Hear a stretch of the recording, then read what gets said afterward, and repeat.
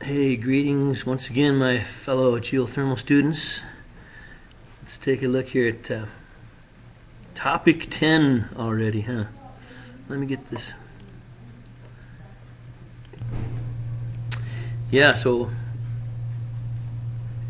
looking into that medium temperature lab, we've got one draft submitted.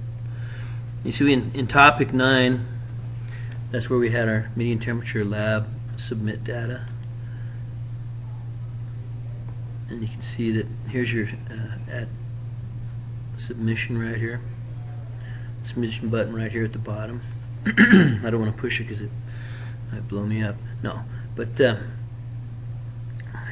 you can submit up to 5 attempts allowed, so don't be bashful. You know, and when I looked at Sean's submission this morning, I saw that wanted to know more about the aspect, or which way does he told me about the slope. I wanted to find out what the aspect was, it facing north, south, east, or west. Let's go back here to the actual initial assignment. See if this is it right here. I think it is. Here we go. Now's the time to start our experiment. This is back in topic 4, week 4. Now's the time to start our experiment. And here's some of the, so if you want to review this to find out, place a remote temperature sensor at 72 inches below the soil surface.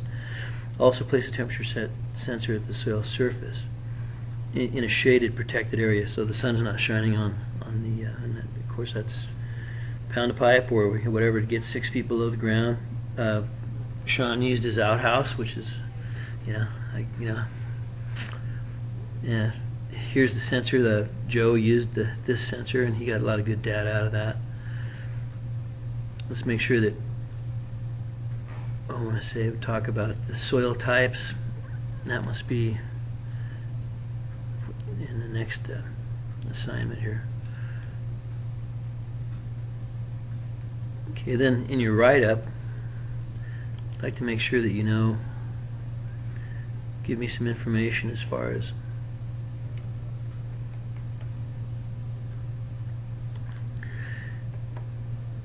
here we go. So in week 5, some more information on that, your experiment. Temperature set, temperature sensor set, and you can start your daily data logs, USB manual recording. Remember to record underground temperature twice daily at least 8 hours apart. 28 readings, preferably over a 3-week period. Please make a detailed record of specific location of underground temperature sensor. Example, capped well casing at 72 inches below surface. In the outhouse, I'm not quite sure. I guess we can. Yeah, that's. I tell you what, he had some tough soils. Wouldn't there be some added warmth to them? There you go. Joe says, shouldn't there be some added, compost, heat going on? So that's why I said, when did you take your readings? Was it, after or before? So the type of vegetation or shelter, and then, once again, this is week 5.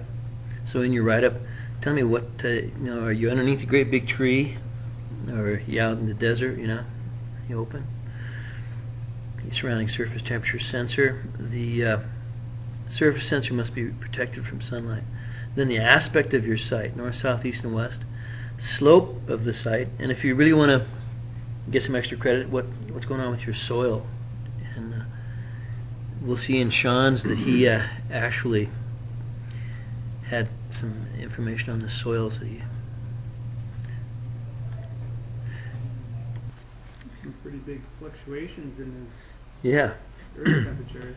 So here's Sean's submission, and you can see how he's got his temperatures all set up here. What's kind of nice is that this is in one viewable space, so we don't really have to, I'm trying to make it big enough that you can actually read it.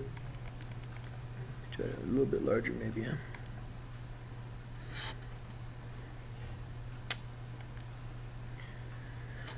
You see the graph here. and you can see the actual site, and then his explanation down below here.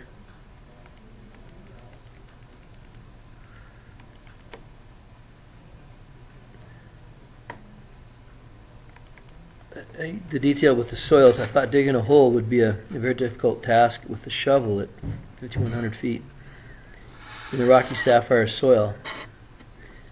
I have done this before for my Gates Foundation, 5 feet deep or 3 feet deep, and had quite a difficult time keeping the hole narrow with large rocks.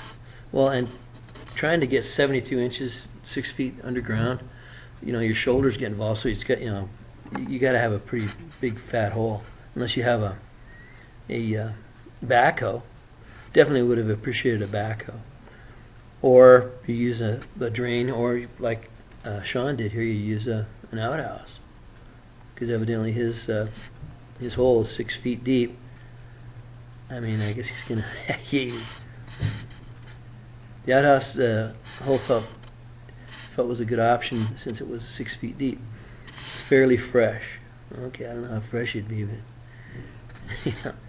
maybe, The slope of the site, like mentioned above, was decent, and the soil composition was the only choice I had up here.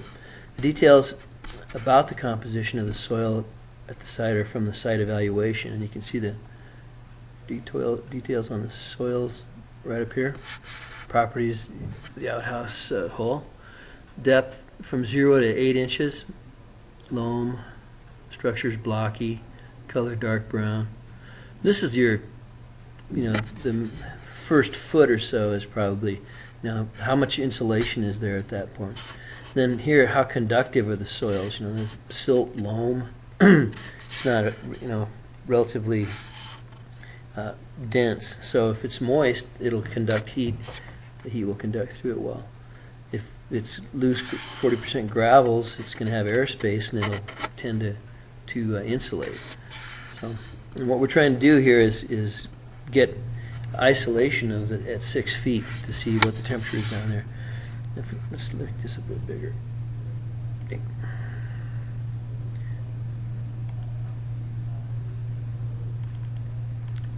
Now if we look at the temperatures here, see the morning blue, evening temperature red, and you can see right here the numerical representation, high and low ambient temperature, so air temperature is correct.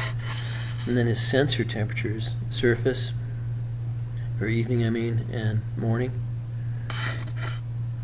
And then at depth, okay, let's see, I'm trying to find out where the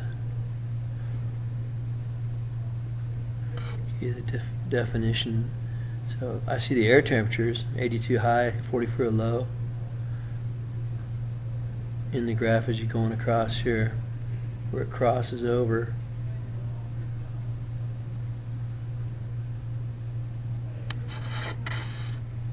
Okay, so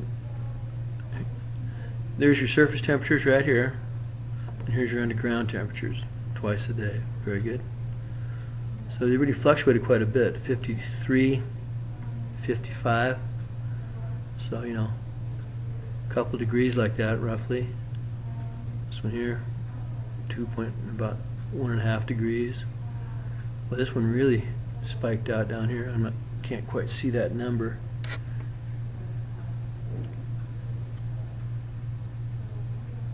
Let's do this. So this could indicate that there was some air flowing through there, and with the stack right here, it's going to have a draft, so there will be some air movement through the sensor, which could explain this type of fluctuation right here. But you can see how it really starts to, you got it tuned up right here. Also, let's see what kind of a sensor was he using. I didn't see that. I'd like to say what it is. Maybe I mentioned that we could tell. Like to tell me what aspect he's on. But you notice you mentioned the slope right here. Slope of the site.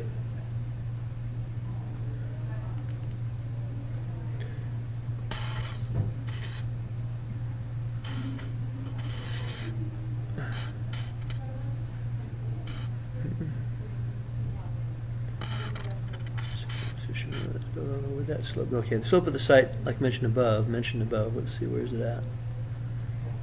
Maybe up way up here, Data, huh? Up here? 4 or Okay, 5 degrees. yeah, all right, slope of site, 4 to 5%.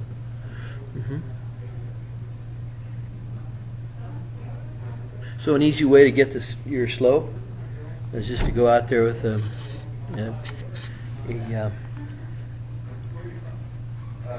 protractor and put a what do you call them, a little plumber's level on it, Level? torpedo level, yes. Get the bubble in between the lines, and then take and lift that torpedo level up with the string hanging down from the center, and you'll see if the angle or that would be in degrees, not in percent. Degree slope. It's pretty easy to do. But I'd like to know too, I'm going to send out some emails to you guys on things that you might want to add. And I mentioned that to Sean, that, yeah, tell me about your aspect, north, south, east, or west.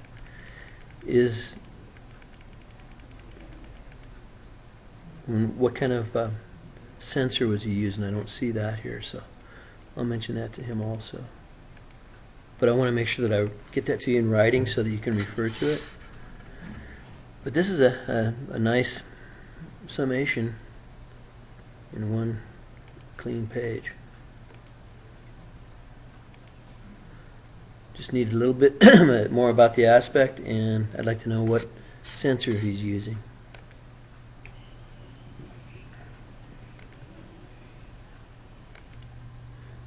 All right, say it's come to my attention that we've got an adjustment to make here on, thanks to Joe, he pointed out that there's some questions on the topic 9 quiz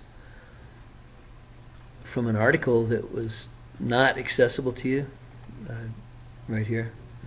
Week 7, DOE views of geothermal this decade. So the questions that were associated with that, which is now available, but I don't think that's fair to say, okay, let's go back. We'll just take the questions that are associated with this Week 7 assignment, Topic 7 assignment, views of geothermal this decade.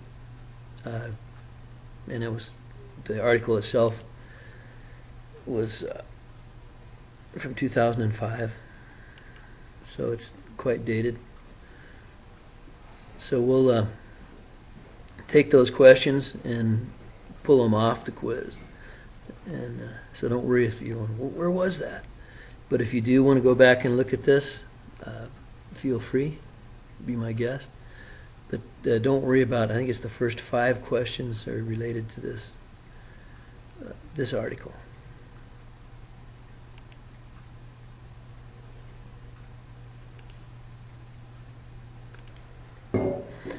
So some current news going on. This oh,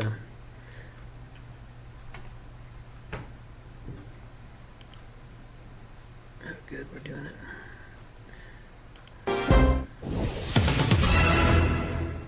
A gigantic crack in the earth has opened over Wyoming.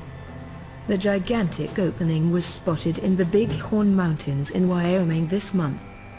Now, a geologist has suggested it is in fact a slow-moving landslide and warned it could get even bigger.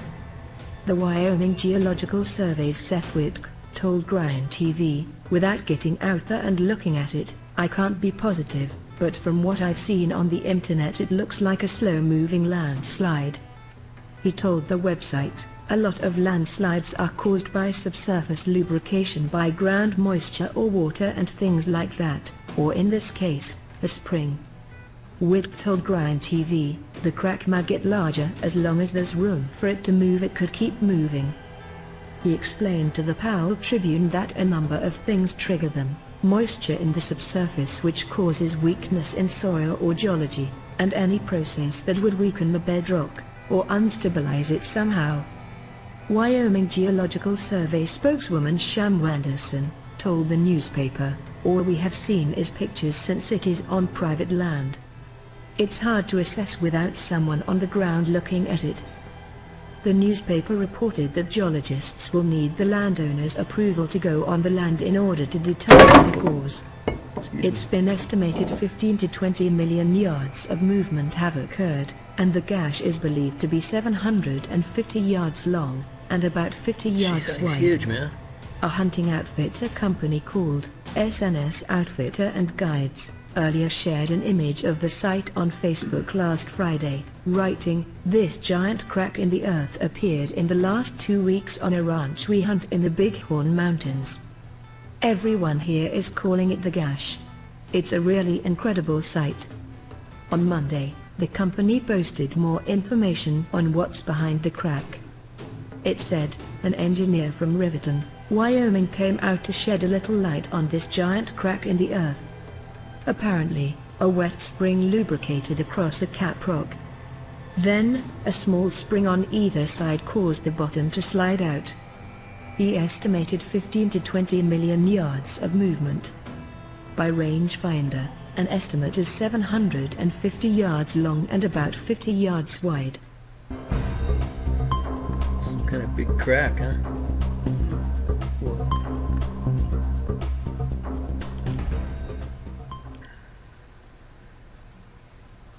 Hey you guys, I wanted to do a video on the Bighorn Mountain crack. There's been a lot of speculation about the crack, and there's also been a lot of misinformation about the crack. The crack was discovered on a private property near the foothill of the Bighorn Mountains, and it's a very large crack. It's 750 feet long and about 50 feet wide, so it's a bit more like a canyon as opposed to a crack. And if you look at the pictures, it's quite large. There were a lot of theories about how the crack formed. The most popular one is that there was some type of earthquake in the region that actually tore apart a valley. And a lot of channels were accusing the USGS of hiding their data on the earthquakes that have been happening in the region, specifically earthquakes that are around the Yellowstone caldera, obviously a very volatile region. Does a crack of this size have to be related to an earthquake, or can this be something else? Is the USGS really hiding earthquake data, as I believe they have done in the past? Well, if we look at the information available online, it does not have to be the case that a crack of this size or a crack in the earth is related to an earthquake, and that might actually surprise you. But if you do your research on volcanoes and calderas, you'll actually find that these types of cracks can be related to something called ground deformation. This does not require an earthquake to take place in order to see a crack of this size or even maybe bigger. So what happens is that the volcano or the caldera changes shape, it swells in certain areas, it collapses in other areas, and they actually monitor the ground surrounding the caldera and on top of the caldera in order to tell how much ground deformation is occurring. That gives them an indication of what's happening underneath the ground. So I actually believe that the USGS knows about this crack. I believe it's related to ground deformation. So you see right here the mention of the September 2015 seismicity was characterized by 2 separate small earthquake swarms. We're going to take him in just a minute. We're going to look at the USGS site currently, but let's finish this. Formation, not an earthquake. What's interesting is that the USGS has highly advanced technology in monitoring ground deformation. They have radars that actually let them know where there's been a major shift in the land, like this crack. So again, I'm not saying that the other channels are wrong in believing that it's related to an earthquake. I just am pitching another idea that this might not be related to an earthquake, but is equally as concerning as an earthquake happening in the region, because this level of ground deformation might actually give us an indication of what's happening under the ground, and the fact that there could be a swelling in this caldera that could be very alarming. So I sent an email to the USGS to understand what could possibly be happening in this region, and to my surprise, one of their scientists responded. I asked him about seismic activity and the potential that the Bighorn crack could be related to an earthquake. He said the following: changes in the Bighorn Mountains are very unlikely to have anything to do with the volcano caldera at Yellowstone. They are too far apart. In a non-volcanic area, cracks most usually open up due to slumping, landslides, or gravity. As such, cracks could open up without earthquake seismicity. I'm not familiar with the specific location you're referring to, so I cannot say more. Cracks can occasionally open up due to earthquakes, but usually the earthquakes have to be rather large, M5 or more. I would not expect cracks to open up due to small earthquakes unless they are very, very shallow and somewhat numerous. If an earthquake had caused this large of a crack, it likely would have had to register at M5 or greater, or have been superficial enough to be felt by everybody in the region. To my knowledge, I have yet to find a testimony that an earthquake in the region was felt and could have caused this crack. As far as it being a landslide or slumping in the ground, it seems unusual considering the Bighorn Mountains are just outside the perimeter of the caldera. While the scientist thinks Yellowstone and the crack are unrelated, I think very well that these two could be related and should be investigated.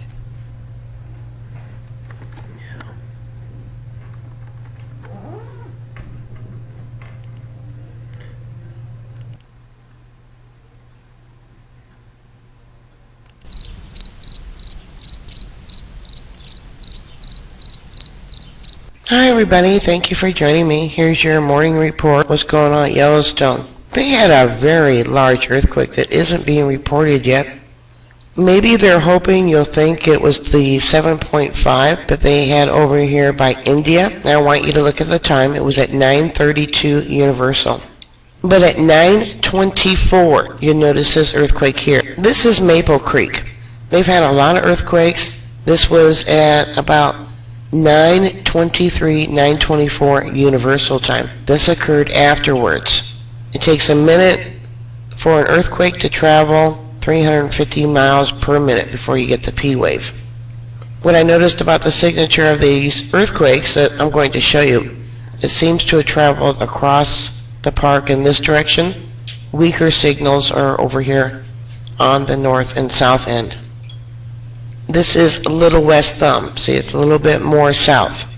Like I said, there was earthquakes prior to that and afterwards. Here is Lake Butte.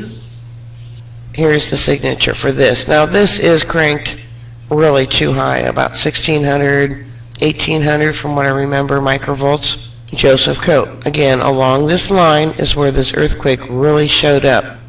Here we have Joseph Coat. You see a lot of earthquakes afterwards. Another series just recently. There was another one recently too. Doesn't show on here. The farthest monitor they have is Parker Peak. There it is there, and like I said, there was another one recently. Soda Butte. This is the north part of the park. It created earthquakes over there also. You can see some more later, and there's some smaller ones earlier. Joseph Coat. Let me show you where that's at. Large earthquake, a lot of little ones afterwards, aftershocks, and then the series of 4 doesn't show that other one. The promontory, I believe this is. Earthquake, earthquake, Mount Sheridan, way down here in the south. Interesting signature here. One earthquake was caused in that location there, another one prior. But see this? Magma intrusion. Pelican Cove over here. Again, this would be the southeast location. One small quake prior to this, one during, several more. 1, 2, 3, 4, but they only show 3 for this location. Moose Creek, Idaho. This shows the initial earthquake registered across the park, and then it shows 4 earthquakes down here, not the other one more recent. Holmes Hill, which is up by Hicken Lake, and there's an earthquake and a lot of aftershocks. Look at that. Here we have the monitor for Earthquake Lake. Nothing globally. This is USGS. Nothing globally would account for this from 9:32 Universal Time until 9:49 in Afghanistan, a 4.8. And then later, afterwards, about a half an hour after this event happened there at the park, 10:09, Indonesia had a 5.1. This is that other earthquake I was talking about, the more recent one. This is Holmes Hill. Just after 13:23 Universal Time. It's up here at Horse Butte, Old Faithful, Grant, Flag Ranch, Wyoming. That's cranked up to 1,000 microvolt. Moose Creek shows a series of smaller quakes. Maple Creek, Madison River, Mount Sheridan. Nice signature of that magma intrusion I'm talking about that's going on right now. And here's that earthquake. They're going to try and tell you that Notice there a reference to the magma intrusion, the signature that it leaves. Very interesting. it occurred someplace else, but it didn't. Just after 9:23 Universal Time, across the park. Look at the magma that stirred up.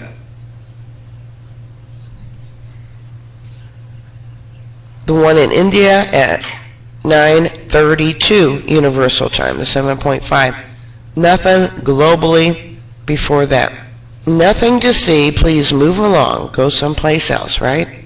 Madison River, Mount Sheridan, Northeast Entrance, etc. And you gotta look at what the microvolts are set at. Pelican Cove, 1600. Soda Butte, 1333. Here we have the Pinedale Array. So the microvolts would indicate the waveform or the shall we say, the size of the waveform, the magnitude of, or the amplification. And we have Casper, Wyoming. Yeah, there was some other quakes earlier, but I'm not going to discuss those right now. Bozeman, Montana picked it up. Red Meadow, Wyoming came in a little bit later. There's that other quake. Moose Pond, and there's the other quake. Came in a little bit later. Teton Pass. See the magma intrusion. Snow King, again, came in a little bit later. There's the quake. Log Hollow, yeah, there was another quake there, another one there, another one there. Rapid City, South Dakota, does not show those other quakes. Newport, Washington. So where exactly did this quake occur? This is for earthquakes 2.5 or greater worldwide, and it's not listed. But yet, they have it listed for earthquakes there at the park. The Boulder Array monitor shows it a few seconds later. Now this is a monitor there in Wyoming. Auburn Fish Hatchery, again, a few seconds later. This is Idaho. This is Fox Creek there in Wyoming, and it shows the other one. And another one there. Antarctica is divided up into 10-minute sections. Right there it looks like it started between 20 and 30. The monitor at Florida, it's hard to tell, but this thing affected it worldwide, globally.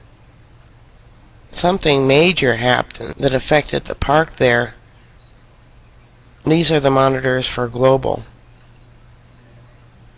Like I said, it all came in before the one there by India. Barbados, this is the 20 and 30 line. It looks like right in there somewhere. What a mess, right? Something they're not telling us. Well, put your thoughts and comments down below. Bookmark my site. I'll keep you up to date. Please stay safe. And I will talk to you later. God bless you all. Bye.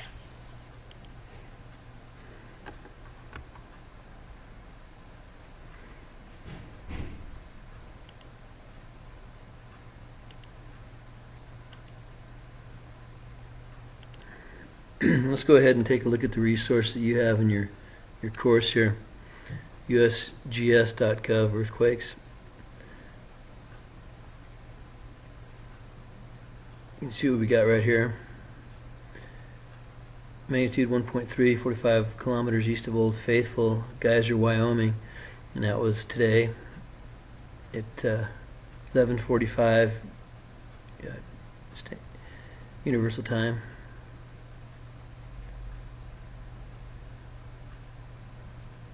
So remember we talked about how the continental plate, North American continental plate, is moving over the top of the magma plume, and if you zoom out, You can follow that transverse Snake River rift out into the craters of the moon and some of the previous Earth changing events, the volcanic eruptions out here in craters of the moon. Let's see what's going on down here. 1.6 Nellis Air Force Base, Nevada. But the fact that the plume keeps punching through the crust further to the east, because the continental plate's drifting to the west over the magma plume. The magma plume is somewhat stationary, and when you see that these worldwide events are giving a magma signature on the seismographic readings, it's very interesting. Might want to get a 50-gallon drum, fill it up with some water. History shows that the primary ash plume from St. Helens distributed over about a 20-mile radius, or 20-mile radius from the actual explosion. So the primary ash, which pretty much covered everything, up to 18 inches deep with ash, and was hot. They say that if this does go big, that there's historical data to indicate that previous eruptions from out in the craters of the moon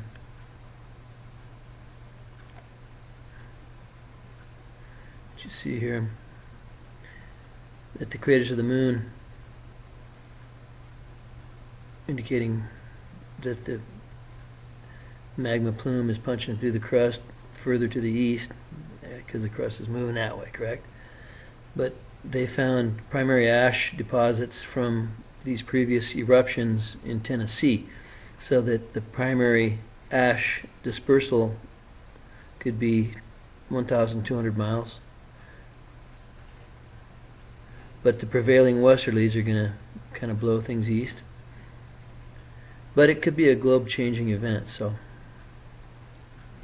something to think about. Geothermal energy, huh? It's big. It's hot. It's here.